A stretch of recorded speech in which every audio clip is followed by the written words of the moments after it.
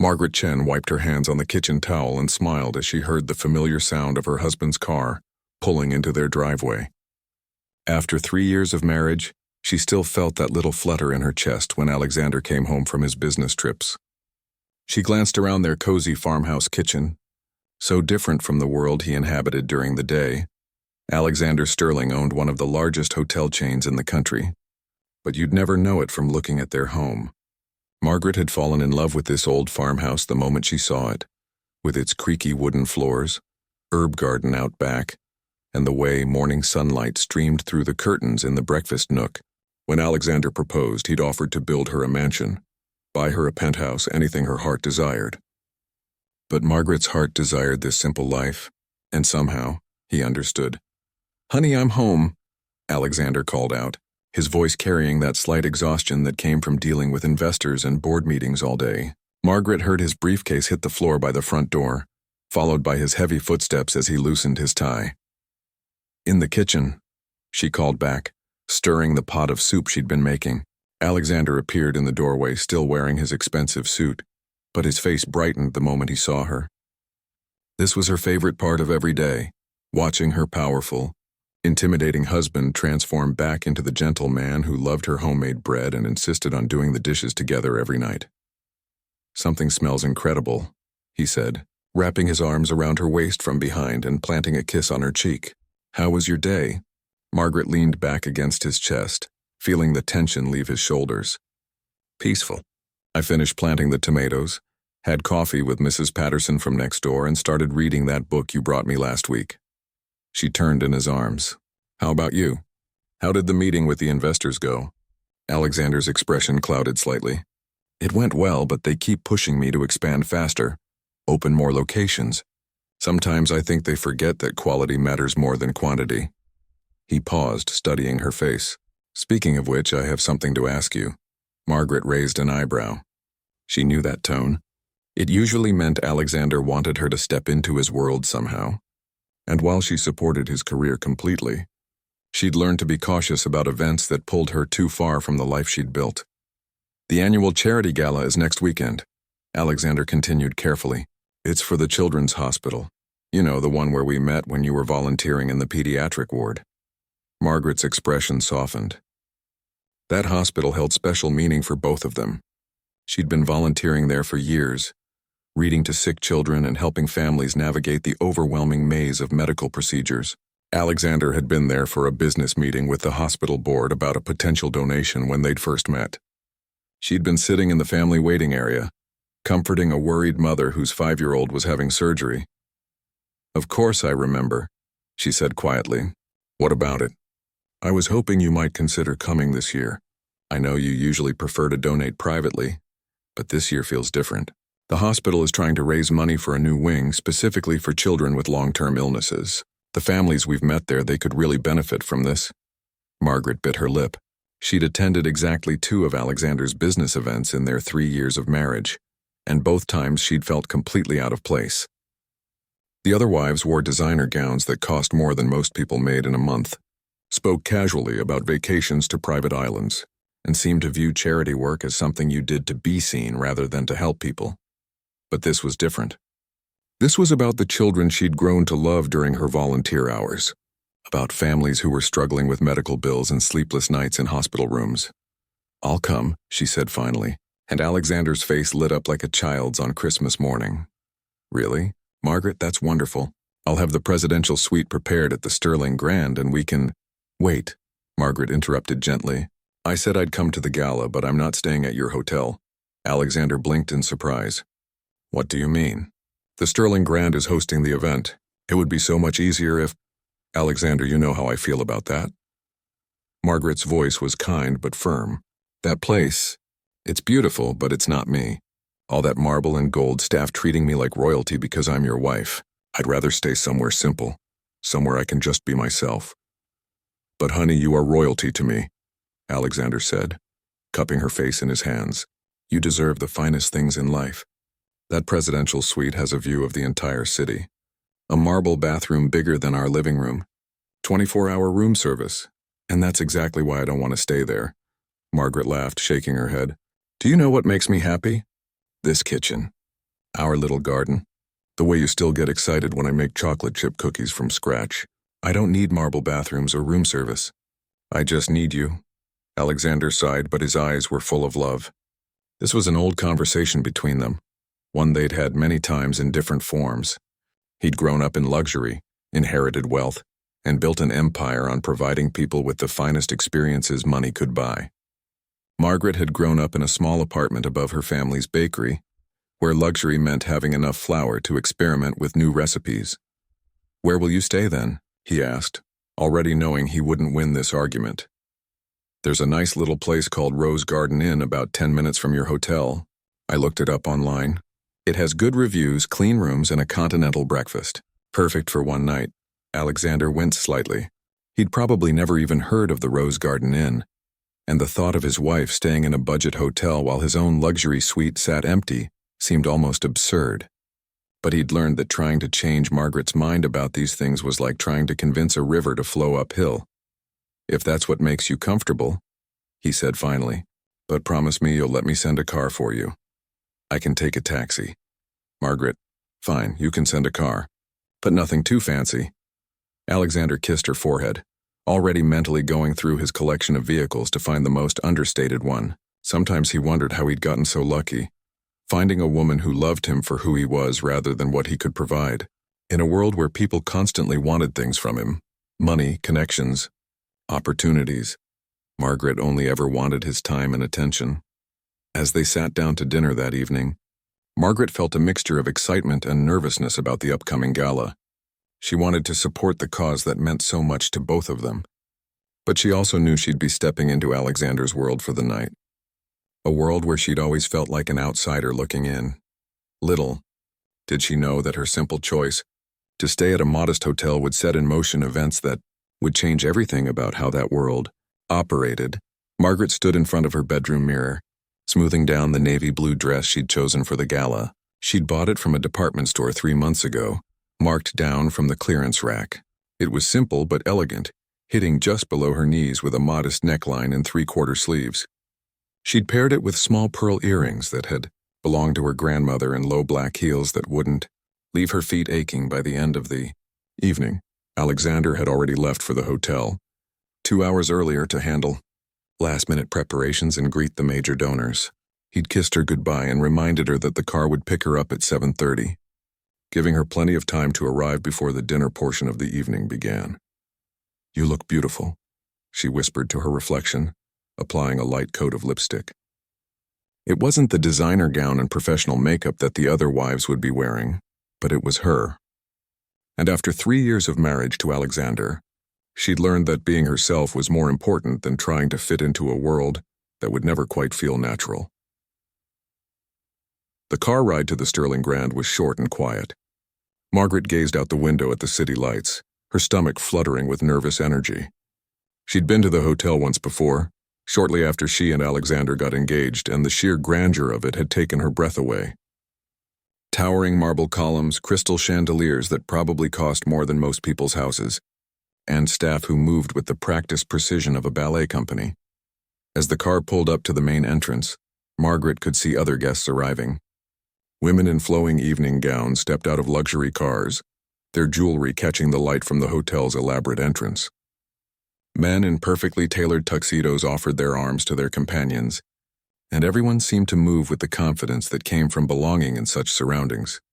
Margaret thanked her driver and stepped onto the sidewalk, clutching her small purse. She took a deep breath and walked through the revolving doors into the hotel lobby. The Sterling Grand's lobby was even more magnificent than she remembered. The ceiling soared 3 stories high, supported by gleaming marble columns that seemed to reach toward heaven itself. A massive crystal chandelier hung in the center, casting rainbow patterns across the polished floor. Fresh orchids adorned every surface, and the air hummed with quiet conversation. In multiple languages. Margaret paused just inside the entrance, momentarily overwhelmed by the sheer opulence surrounding her. She could see other gala guests moving toward the ballroom area, but she suddenly realized she needed to use the restroom before joining the crowds. The navy dress, while comfortable, had required some strategic undergarments that were starting to feel rather uncomfortable after the car ride. She approached the front desk, where 3 staff members were stationed. The woman in the center, wearing a crisp black suit with a name tag reading, Victoria Hartwell, Front Desk Manager, looked up as Margaret approached. Her eyes quickly scanned Margaret from head to toe, taking in the off-the-rack dress, modest accessories, and simple hairstyle. "May I help you?" Victoria asked, her tone polite but cool. "Hello," Margaret said with a warm smile. "I was wondering if you could direct me to the nearest restroom. I'm attending the charity gala this evening."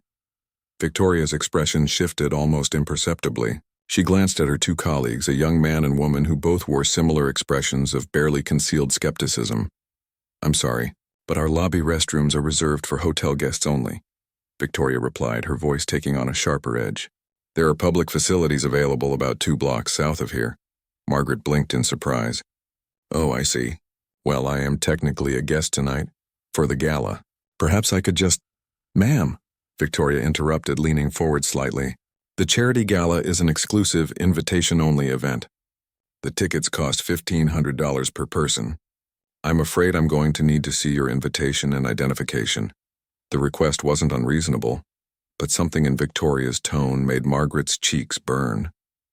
She fumbled in her purse for the elegant invitation Alexander had given her, along with her driver's license. Victoria examined both documents with exaggerated care, holding them up to the light as if checking for forgeries. "Margaret Chen," she read aloud, making the name sound somehow suspicious. "And how exactly did you acquire this invitation?"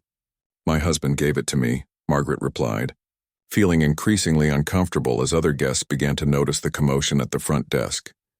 "Your husband," Victoria repeated, again with that skeptical tone.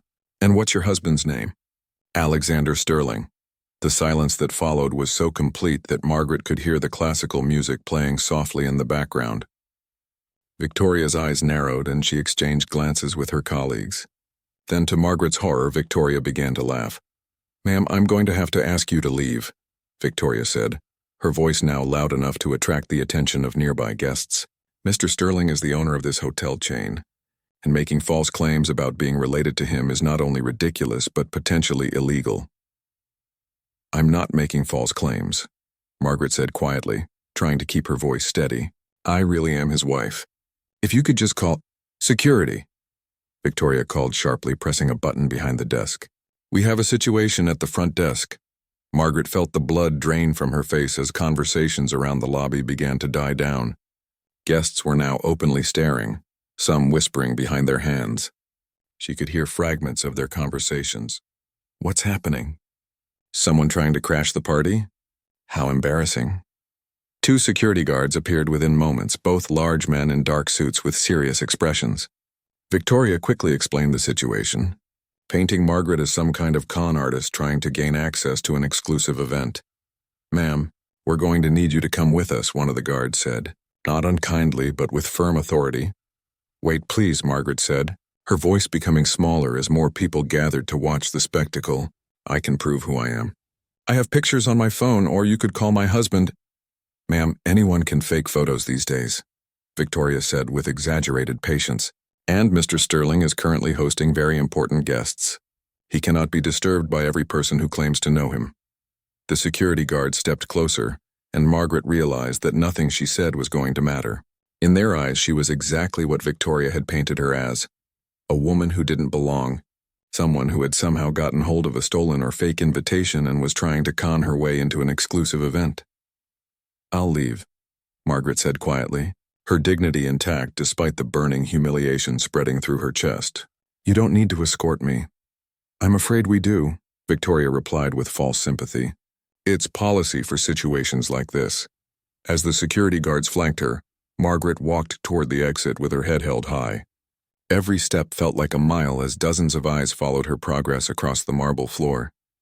She could hear the whispered conversations starting up again, could feel the mixture of curiosity and judgment from people who saw only what Victoria had told them to see. The revolving door seemed to take forever, but finally Margaret found herself back on the sidewalk outside the Sterling Grand. The cool evening air hit her burning cheeks, and she realized her hands were shaking slightly. She'd never experienced anything like that before, never been made to feel so small and unwelcome in her entire life. She pulled out her phone to call a taxi, deciding that attending the gala was no longer an option. How could she face those same people who had just watched her be escorted out like a criminal? How could she explain to Alexander what had happened without ruining his important evening? Margaret Chen had always believed that treating people with kindness and respect was the most basic human courtesy. Tonight, she'd learned that not everyone shared that belief. Alexander checked his watch for the 5th time in 10 minutes. The charity gala was in full swing, with nearly 300 guests filling the grand ballroom of the Sterling Grand.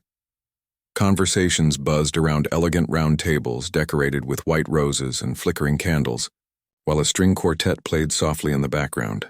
The first course had already been served, and Margaret still hadn't arrived. He excused himself from his table of major donors and walked to the ballroom entrance, scanning the crowd for any sign of his wife's navy blue dress. Several people stopped him along the way to shake hands and offer congratulations on the evening's success, but Alexander's responses were distracted and brief. "Mr. Sterling," called David Chen, the hospital's chief administrator and no relation to Margaret despite sharing her last name. "Wonderful turnout tonight. The preliminary numbers look fantastic for the children's wing." "That's great to hear," Alexander replied, still looking past David toward the entrance. "Have you by any chance seen my wife this evening? She should have arrived by now." David glanced around the room. "I haven't seen Mrs. Sterling yet, but I'm sure she'll be along soon." These events can be overwhelming, especially for someone who values privacy as much as she does. Alexander nodded absently, but concern was beginning to gnaw at his stomach. Margaret had never been late to anything important in the 3 years he'd known her. If anything, she was usually early, preferring to avoid the stress of rushing. Something was wrong. He pulled out his phone and called her number. It went straight to voicemail. Then he tried texting, "Honey, are you okay? The dinner has started. Let me know if you need anything."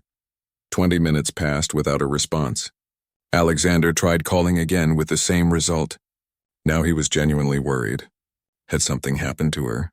Had the car broken down? Was she sick? He made his way to the hotel's front desk, weaving through the crowd of gala attendees who were mingling between courses. Victoria Hartwell stood behind the marble counter, looking pleased with herself as she directed guests and handled various requests with theatrical efficiency. "Victoria," Alexander said, approaching the desk. "Have you seen my wife this evening? She should have arrived about an hour ago for the gala." Victoria's expression shifted slightly, a flash of something that might have been panic crossing her features before she composed herself. "Your wife, Mr. Sterling? No, I don't believe I've had the pleasure of meeting Mrs. Sterling this evening." Something in her tone didn't sit right with Alexander. Victoria had been working at the Sterling Grand for nearly 2 years, and while she'd never met Margaret personally, she certainly knew what the owner's wife looked like. There were photos of them together at various charity events displayed in his office, and Margaret's picture was in the employee newsletter whenever she made donations to their staff appreciation fund. "Are you certain?" Alexander pressed.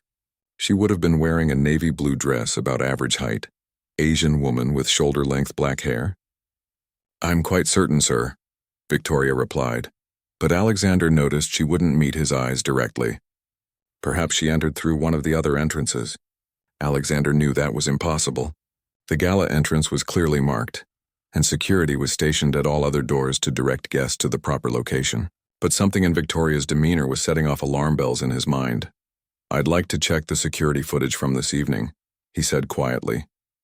Victoria's face went pale. "Sir, I'm sure that's not necessary." Perhaps Mrs. Sterling simply decided not to attend, or maybe she's running late due to traffic. "Victoria," Alexander said, his voice taking on the cold authority that made board members nervous. "I'm not asking for your opinion. I'm telling you to have security. Bring up tonight's footage from the lobby cameras. Now." Within 10 minutes, Alexander found himself in the hotel's security office, staring at multiple monitors while the head of security, Robert Hayes, pulled up the evening's recordings. Robert had worked for the Sterling hotel chain for over a decade and had always been completely trustworthy. "What time frame are we looking at, Mr. Sterling?" Robert asked, his fingers moving quickly across the keyboard. "Between 7 and 8:30, Alexander replied, his jaw tightening as he prepared for what he might see. The footage began playing, showing the usual evening activity in the lobby. Well-dressed guests coming and going, staff moving efficiently between tasks, everything appearing normal. Then, at 7:43, Alexander saw her. Margaret walked through the revolving doors looking beautiful but slightly nervous in her navy dress. Alexander's heart clenched as he watched her pause in the lobby, clearly taking in the grandeur around her.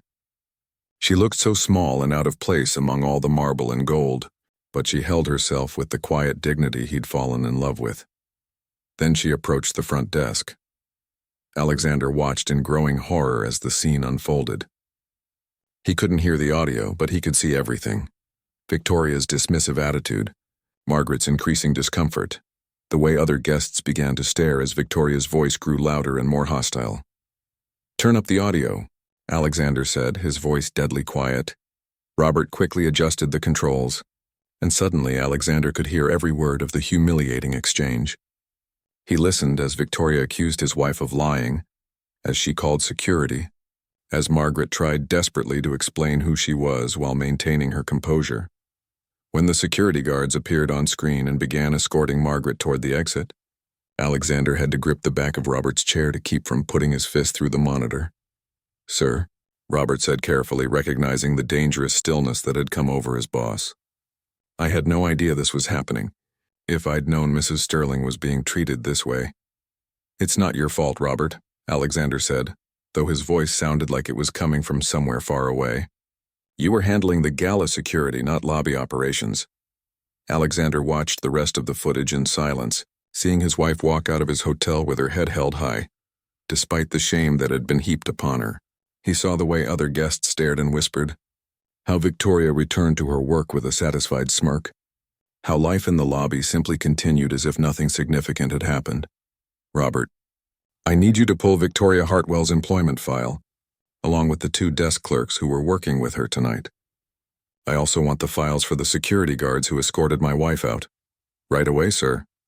As Robert gathered the requested files, Alexander stepped out into the hallway to call Margaret again. This time she answered on the 3rd ring. "Alexander?" Her voice sounded tired and small. "Honey, where are you? Are you okay?" There was a long pause. "I'm back at the Rose Garden Inn. I decided not to attend the gala after all." Alexander closed his eyes, knowing she was protecting him from the truth, not wanting to ruin his important evening. "Margaret, I saw the security footage. I know what happened." He heard her sharp intake of breath. "Alexander, please don't make a big deal out of this. Your gala is important and those people were just doing their jobs. Maybe I should have—" "Stop," Alexander said firmly. "Don't you dare blame yourself for what happened tonight. You did nothing wrong. Nothing. I just don't understand why they wouldn't believe me," Margaret said quietly, and Alexander could hear the hurt in her voice that she'd been trying so hard to hide. "Because they judged you based on your appearance instead of treating you with basic human respect," Alexander replied, his anger building again. "Because they assumed that someone who doesn't drip with obvious wealth couldn't possibly belong in their world." As Alexander returned to the security office to review the employment files, one thing became crystal clear in his mind. This wasn't just about his wife being mistreated, though that alone was unforgivable. This was about a culture of discrimination that had been allowed to flourish in his own hotel, under his own name. Victoria Hartwell's file told a disturbing story. There were multiple complaints from guests over the past year, all with a similar theme: rude treatment of people who didn't meet her standards of apparent wealth or status. Previous managers had dismissed these complaints or given Victoria minimal warnings, apparently valuing her efficiency over her attitude. Tomorrow, Alexander decided, there would be a reckoning. And it would start with Victoria Hartwell learning exactly who she had humiliated tonight. The next morning, Alexander woke up before his alarm. He'd barely slept, his mind replaying the security footage over and over again. Every time he closed his eyes, he could see Margaret's face as she tried to maintain her dignity, while being escorted out of his own hotel like a criminal. Margaret was still sleeping beside him, her face peaceful but with traces of the stress from the night before, visible around her eyes. He'd driven straight to the Rose Garden Inn after the gala ended, finding her sitting by the window in her simple room, still wearing the navy dress but with her shoes kicked off and her makeup washed away. She'd tried to convince him it wasn't a big deal, that maybe she'd handled the situation poorly, that perhaps she really didn't belong in his world. Alexander had spent an hour holding her and explaining that the problem wasn't with her, but with people who had forgotten basic human decency. Now, as morning light filtered through their farmhouse curtains, Alexander had a plan. "Good morning, beautiful," he whispered as Margaret stirred awake. "Morning," she murmured, stretching. "How was the rest of the gala? Did you raise enough money for the children's wing?" Even after what had happened to her, her first thought was about the charity. Alexander's heart ached with love for this woman who somehow always put others before herself. "We exceeded our goal," he said, kissing her forehead. "But that's not what matters right now. Margaret, I need you to come with me to the hotel this morning." Margaret sat up, immediately shaking her head. "Alexander, no. I never want to set foot in that place again. Please don't ask me to." "I need you there," Alexander said gently but firmly. "What happened last night can't go unanswered. Those people need to understand exactly who they humiliated, and more importantly, they need to understand that treating anyone that way is unacceptable. But I don't want to cause trouble for anyone. Maybe they were just having a bad day, or maybe—" "Margaret," Alexander interrupted, taking her hands in his. "Do you think you were the first person Victoria Hartwell treated that way? Do you think you'll be the last if nothing changes?" Margaret was quiet for a long moment, considering his words. Finally, she sighed. "What do you want me to do?" "Just be yourself. Wear something comfortable, something you'd wear to go grocery shopping or work in the garden. I want them to see that wealth and worth aren't determined by designer labels or expensive jewelry." An hour later, they walked through the lobby doors of the Sterling Grand. Alexander wore a simple polo shirt and khakis, while Margaret had chosen jeans and a soft sweater. To anyone watching, they looked like a middle-class couple who might be lost or looking for directions. The morning shift was just getting settled, but Victoria Hartwell was already at her post behind the front desk. She looked refreshed and confident, probably pleased with how she'd handled the situation the night before. The two desk clerks from the previous evening were there as well, along with one of the security guards. Alexander walked straight to the front desk with Margaret slightly behind him. Victoria looked up with the same practiced smile she gave to all guests, until her eyes focused on Margaret. Alexander saw the exact moment recognition hit her face. "Good morning," Alexander said pleasantly. "I'd like to speak with your manager." Victoria's face had gone completely white. I am the front desk manager, sir. How can I help you?" "Perfect," Alexander said, his voice remaining calm and friendly. "My wife here had an interesting experience at your hotel last night. Would you mind telling me about your policy for handling gala guests?" Victoria's eyes darted between Alexander and Margaret, clearly trying to figure out how to handle the situation. We always strive to maintain the highest standards for our exclusive events. Sometimes that means verifying credentials when someone seems unusual." "Unusual," Alexander repeated thoughtfully. "That's an interesting word choice. What exactly seemed unusual about my wife?" By now, other guests in the lobby were beginning to notice the conversation. The two desk clerks were standing frozen behind Victoria, and the security guard was shifting nervously near the elevators. "Sir, perhaps we could discuss this in private," Victoria said, her voice becoming strained. "No, I think this is exactly where we need to have this conversation," Alexander replied. "You see, last night you decided that my wife didn't belong at a charity gala because of how she looked. You called her a liar when she told you who she was. You had her escorted out like a criminal, all while dozens of people watched." Victoria's mouth opened and closed, but no words came out. "Now," Alexander continued, "I'm curious about your thought process. When you looked at Margaret, what exactly told you she didn't belong? Was it her dress, which was modest but perfectly appropriate? Was it her lack of obvious jewelry? Was it amply that she didn't look wealthy enough for your standards?" "Mr. Sterling, I was just following protocol," Victoria stammered.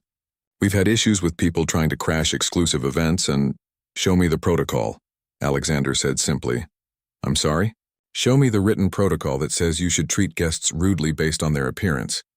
Show me where it says you should refuse basic courtesy to people who don't meet your personal definition of wealth." Victoria stared at him helplessly. "There isn't. It's more of an understanding." "An understanding," Alexander nodded. "So you took it upon yourself to decide who belongs in my hotel based on your own prejudices." Margaret stepped forward slightly. "Alexander, maybe we should just—" "No," he said gently but firmly. "This isn't just about you anymore, Margaret. This is about every person who's been made to feel unwelcome because they didn't look the part. Alexander turned his attention back to Victoria and the other staff members who were now gathering nervously nearby. I've reviewed your employment file, Victoria. This isn't the first complaint about your attitude toward guests you deem inappropriate. The difference is this time you chose to humiliate my wife. Victoria finally found her voice. Sir, if I had known she was your wife, I never would have. That's exactly the problem. Alexander cut her off, his voice becoming hard for the first time. You shouldn't treat people with respect only when you know they're connected to someone important. Every person who walks through these doors deserves basic human dignity, whether they're wearing a designer gown or clothes from a thrift store. He gestured around the marble lobby. This hotel was built to serve people, not to judge them. The moment we start deciding who's worthy of respect based on their appearance, we've lost sight of what hospitality actually means. Margaret watched as recognition dawned on the faces of the staff members. They were beginning to understand not just who they had mistreated, but how fundamentally wrong their attitudes had been.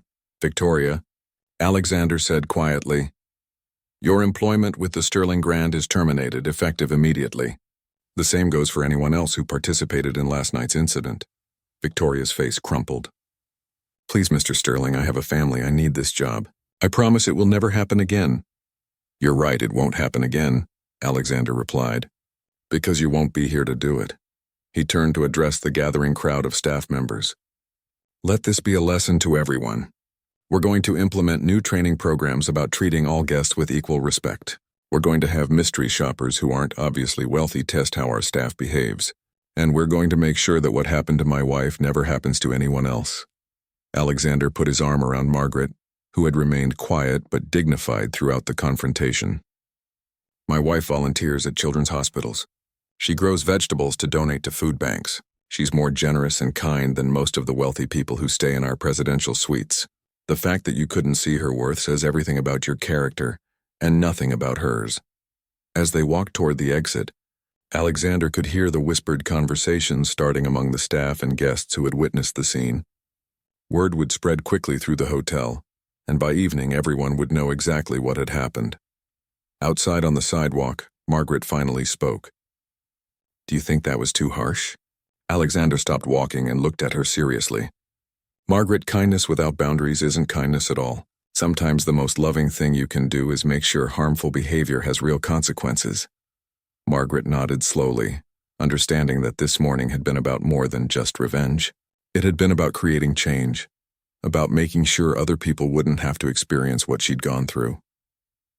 3 months after that morning confrontation at the Sterling Grand, Margaret stood in the hotel's newly renovated training room, watching as 20 new staff members completed their orientation program. She still felt a little nervous speaking in front of groups, but the warm smiles and attentive faces around the table reminded her why this work mattered. The most important thing to remember, Margaret said, gesturing to the PowerPoint slide behind her, is that every guest has a story you don't know. The woman in the simple dress might be a teacher who saved for months to attend her daughter's wedding reception here.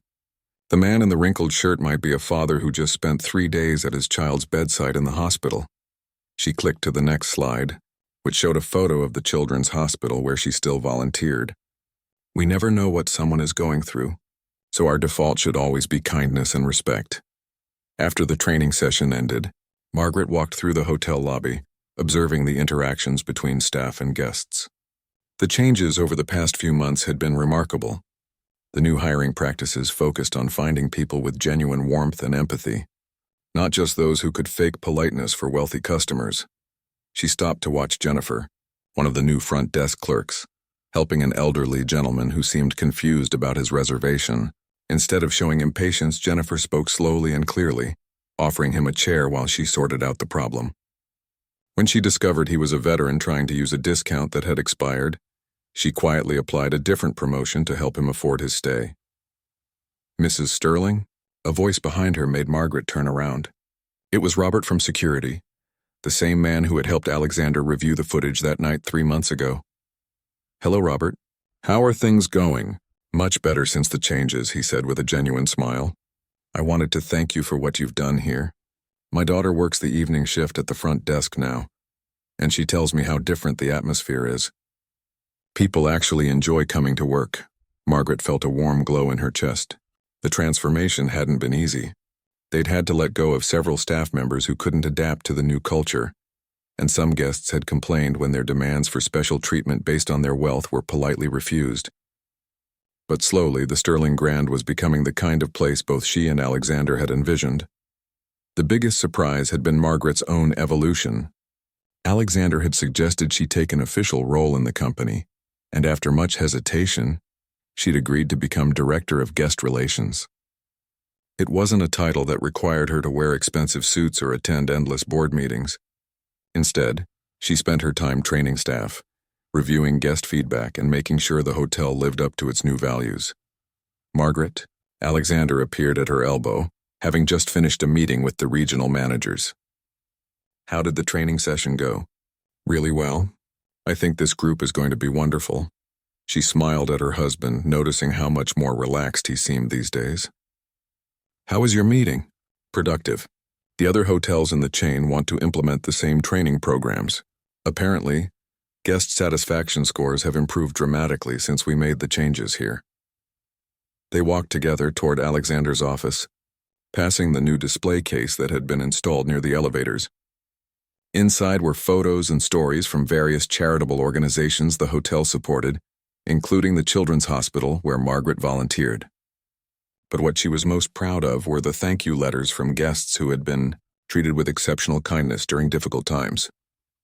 One letter that particularly touched her was from a single mother who had stayed at the hotel while her son underwent surgery at the nearby hospital. The staff had not only waived the pet fee for her emotional support dog, but had also arranged for room service to deliver soup and tea during her anxious wait. The woman wrote that the compassion she'd received had helped her get through the worst week of her life. "You know what I've been thinking about?" Margaret said as they entered Alexander's office. "What's that?" "Victoria Hartwell." Alexander looked surprised. The former front desk manager's name rarely came up anymore, though he knew Margaret sometimes wondered what had happened to her. "I've been thinking about whether we should have offered her a chance to change instead of just firing her immediately," Margaret continued, settling into the chair across from Alexander's desk. Alexander considered this carefully. "Do you regret how we handled it?" "Not exactly. What she did was wrong and there had to be consequences. But I wonder if she learned anything from it or if she just went somewhere else and continued treating people the same way." "You have a point," Alexander admitted. "Maybe we could have required her to go through intensive training or to volunteer at organizations that serve people from different backgrounds." Margaret nodded. "I know it's too late to change what happened with her, but maybe we could do something different in the future. Give people a chance to grow, as long as they're genuinely willing to change." This was exactly why Alexander had fallen in love with Margaret in the first place. Even after being humiliated and mistreated, she could still find compassion for the person who had hurt her. Her capacity for forgiveness and growth amazed him daily. "What if we started a program?" Alexander suggested, "where employees who show discriminatory behavior have to complete community service and training before we consider termination? Kind of a last chance program for people who are willing to genuinely change their attitudes?" Margaret's eyes lit up. "I love that idea. We could partner with local nonprofits, have people work directly with the communities they've been prejudiced against." Their conversation was interrupted by a knock on the office door. Jennifer from the front desk peeked in, looking slightly nervous. "I'm sorry to bother you, but there's a situation downstairs I thought you should know about." Margaret and Alexander exchanged glances. "What kind of situation?" Alexander asked. "Well, there's a guest who's been waiting in the lobby for about an hour. He's wearing work clothes and has paint on his hands, and he seems really nervous. He keeps asking if he's in the right place for his daughter's wedding reception." Margaret stood up immediately. "Let's go talk to him." They found the man sitting on the edge of one of the lobby's plush chairs, looking completely out of place among the marble and crystal. His hands were calloused from years of manual labor, and despite clearly having tried to clean up, there were still traces of paint under his fingernails. "Sir?" Margaret approached him with a warm smile. "I'm Margaret Sterling. I understand you're here for a wedding reception?" The man's face brightened with relief. "Yes, ma'am. My daughter Katie is getting married today. The reception is supposed to be in one of your ballrooms, but I've been sitting here wondering if I'm in the right place. This is all so fancy and I'm just a house painter. You're absolutely in the right place, Margaret assured him, and you look perfect for your daughter's special day. Would you like me to show you to the ballroom? As they walked together, the man relaxed and began talking about his daughter. She was the first person in their family to graduate from college, and her fiancé's family had insisted on hosting the reception at the Sterling Grand. He'd been terrified that he wouldn't fit in, that somehow he'd embarrass his daughter. "Sir," Margaret said as they reached the ballroom doors, "your daughter is lucky to have a father who loves her enough to step outside his comfort zone for her happiness. That's what matters, not whether your clothes came from a department store or a designer boutique." Later that evening, Margaret and Alexander sat on their farmhouse porch, watching the sunset paint the sky in shades of orange and pink. The events of the day had reminded them both of how far they'd come, not just as a hotel company, but as people. "Do you ever regret staying at the Rose Garden Inn that night?" Alexander asked, taking Margaret's hand. Margaret considered the question seriously. "You know, as awful as that experience was, I think it needed to happen. If I hadn't been treated that way, we never would have discovered the problems in your company culture. We never would have made these changes that are helping so many people now." Alexander squeezed her hand. "You're amazing, you know that?" Margaret laughed softly. "I'm just a simple woman who believes people should treat each other with kindness. The amazing thing is how much difference that simple belief can make when you actually put it into action." As they sat together in comfortable silence, both of them understood that their marriage had grown stronger through this experience. They'd learned that true partnership meant standing up for each other and for their shared values, even when it was difficult. The Sterling Grand had become more than just a luxury hotel. It had become a place where everyone was treated with dignity, where wealth was measured not just in money but in compassion and respect. And Margaret Chen Sterling, the simple woman who had once been turned away from her own husband's hotel, had become the heart of that transformation.